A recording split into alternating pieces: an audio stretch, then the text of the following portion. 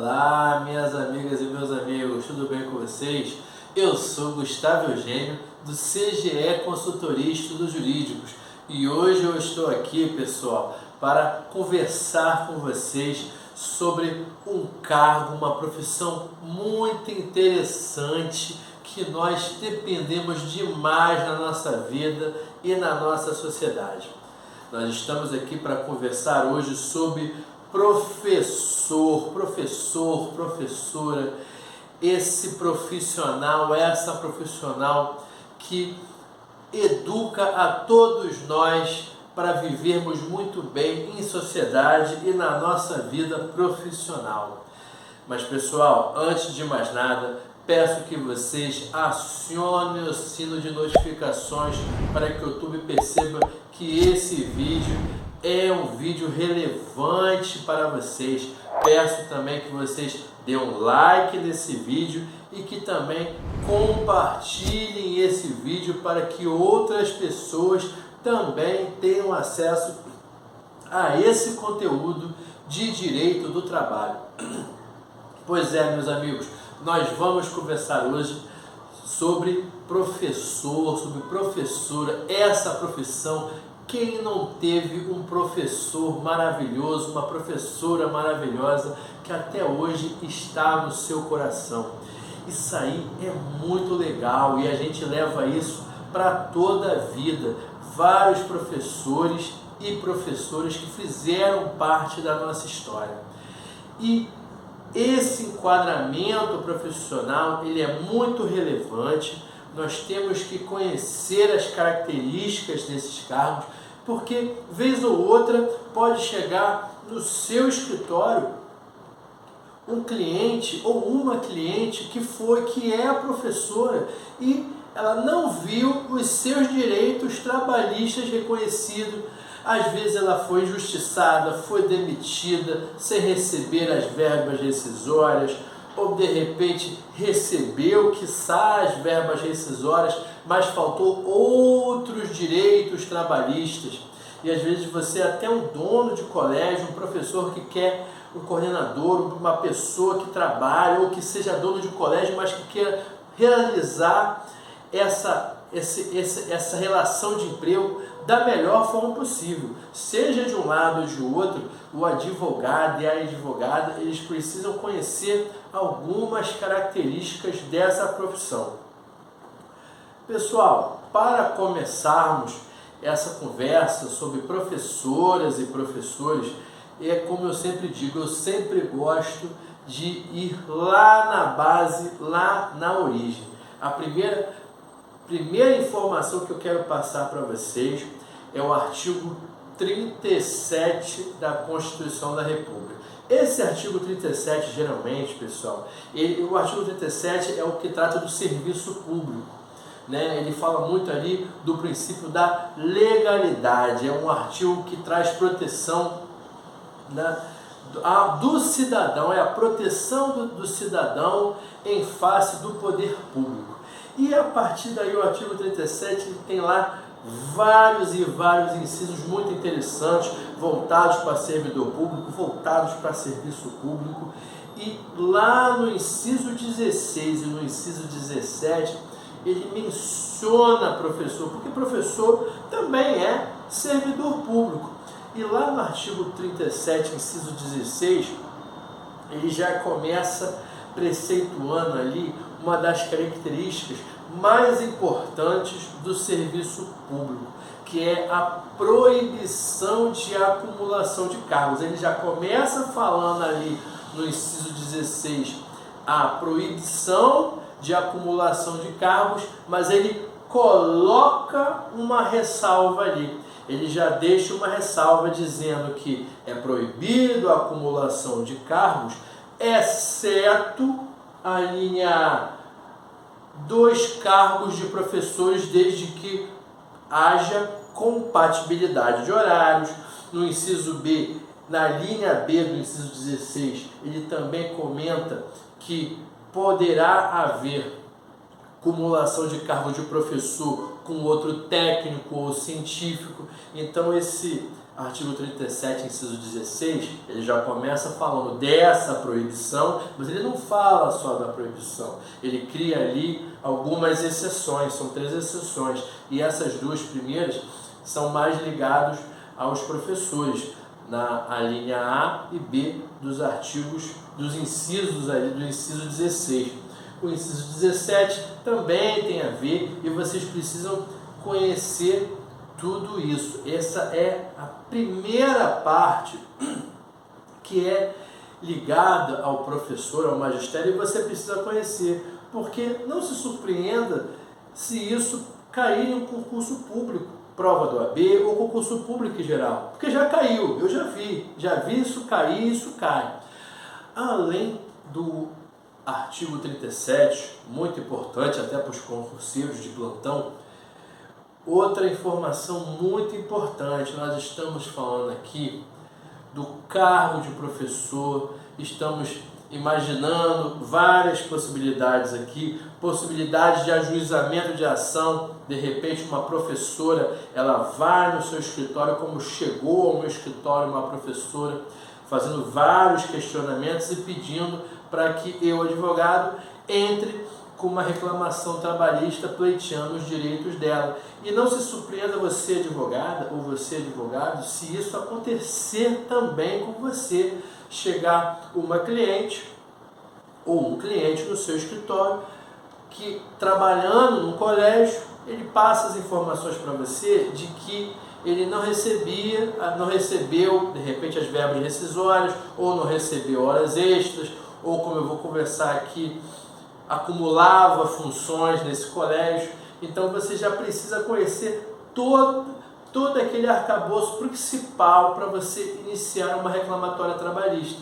E nada mais comum e normal e importante para você entrar com uma reclamação trabalhista, ou caso você esteja sendo advogado ou advogada da reclamada do colégio, dessa instituição de ensino, você seja como reclamante ou reclamada, como eu sempre falo, você tem que conhecer os artigos 2º e 3º da CLT. Por quê? O artigo 2º, ele conceitua o empregador e também equipara algumas pessoas a empregador.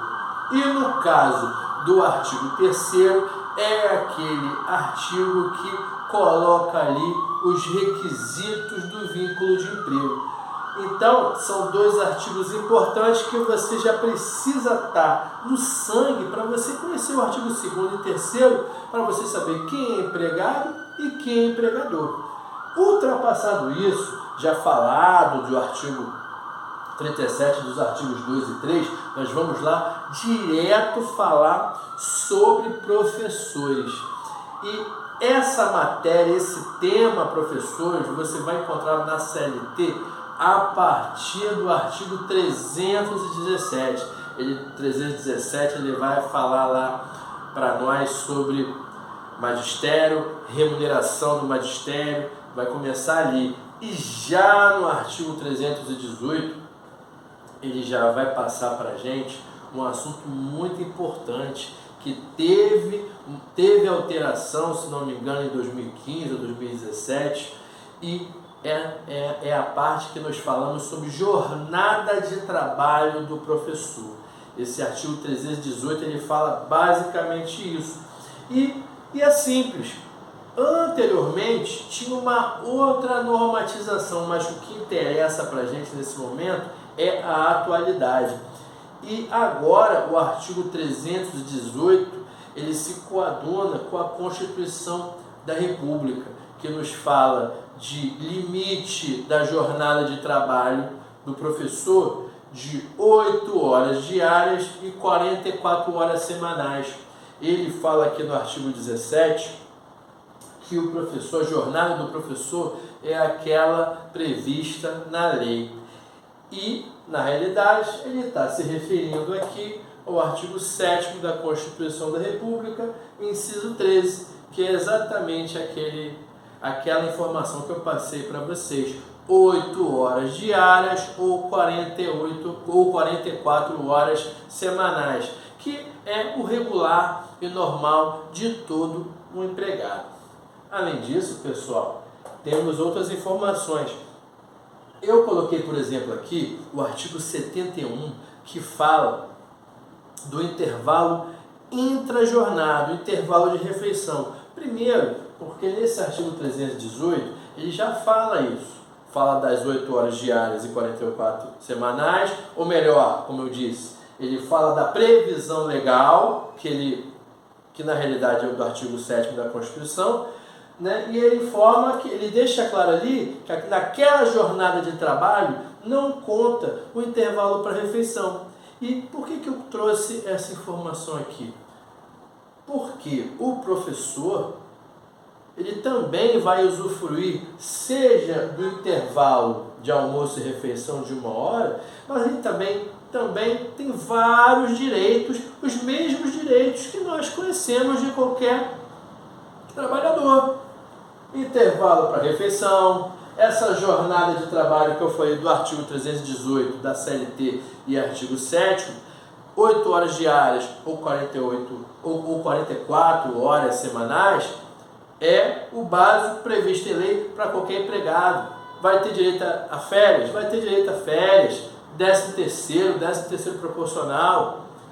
Próximo aqui do artigo 71, temos também o artigo 73. Pode ser que isso não aconteça, mas se por acaso alguns professores, por exemplo, professor de faculdade, às vezes termina a aula lá para 10h30, 10h40 da noite, 23 horas, quase 11 horas da noite. E aí, ele vai ter direito ao adicional noturno? É claro que ele vai ter direito ao adicional noturno proporcional. Não coloquei aqui, mas o artigo 73 e várias outras possibilidades que nós também encontramos no dia a dia de qualquer trabalhador. E como eu estou dizendo para vocês que o professor tem os mesmos direitos de qualquer trabalhador, por que não uma professora ou um professor reclamar, pleitear na Justiça do Trabalho acúmulo de função?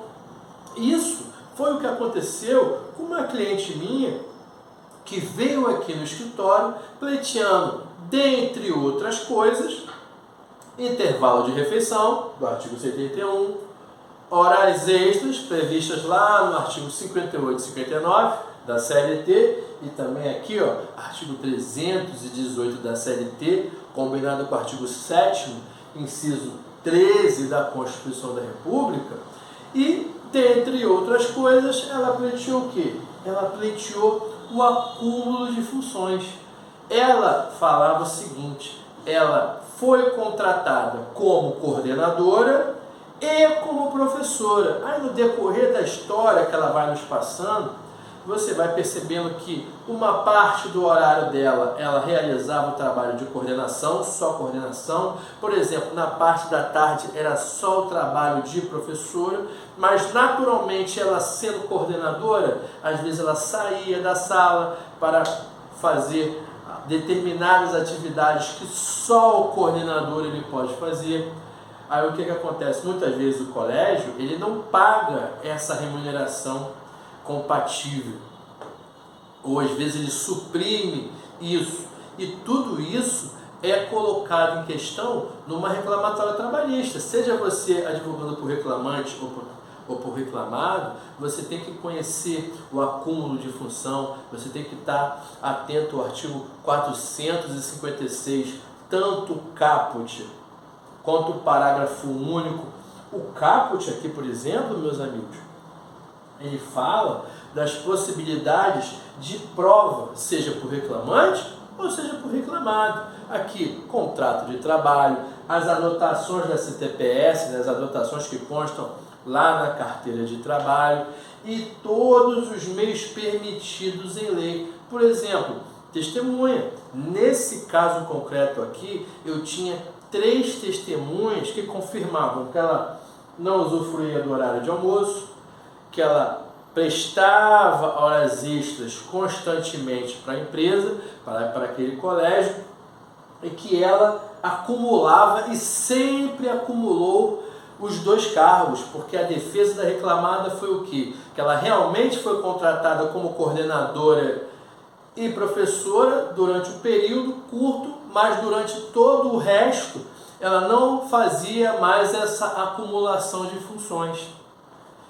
E havia necessidade das testemunhas por parte da reclamante para comprovar que ela sempre realizou esse acúmulo de funções. Então, você, por um lado, você tem que conhecer o caput do artigo 456 e também o parágrafo único, que é até mais voltado para a reclamada, quando ele informa ali no parágrafo único que, em regra, tirando algumas exceções, é claro, em regra, todo empregado ele se obriga a realizar determinadas funções compatíveis com a atividade dele. Tudo bem? Basicamente é isso que você precisa conhecer do cargo de professor, dessa profissão chamada professora e professor.